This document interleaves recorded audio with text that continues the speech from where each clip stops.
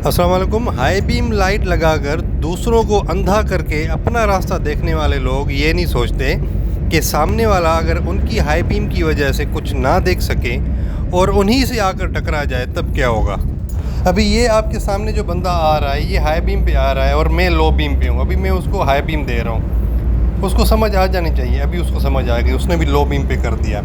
इस तरह के कुछ लोग होते हैं जो समझ जाते हैं, लेकिन देखें इसके पीछे जो आ रहे हैं, ये 2 गाड़ियाँ आ रही हैं, उन्होंने कोई लो बीम पे नहीं किया, ठीक है। हालांकि मैंने उनको 1-2 डिपर भी दिए थे।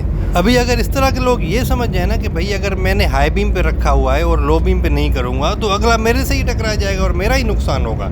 लेकिन अगर फिर भी कोई इस तरह नहीं कर रहा है तो उसको कर्व करने का क्या तरीका है। वो ये है कि आपके सामने अगर कोई बंदा हाई बीम पे आ रहा है तो आप उसको डिपर भी दे रहे हैं, लेकिन वो समझ नहीं रहा, वो हाई बीम पे ही रख के आ रहा है। वो कहता है कि भाई अपना काम बनाओ, बाढ़ में जाओ।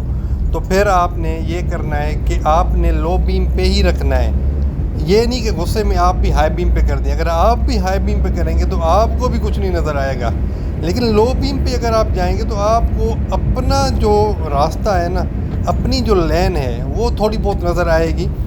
आप क्या करेंगे, अभी ये जिस तरह आप सामने देखें, यहाँ पे आपको ये थोड़ा सा लेफ़्ट साइड पे नज़र आ रहा है रोड। आप स्लो करके वहाँ से निकल सकते हैं। अगर आप हाई बीम पे करेंगे ना तो आपको ये वाला भी नज़र नहीं आएगा।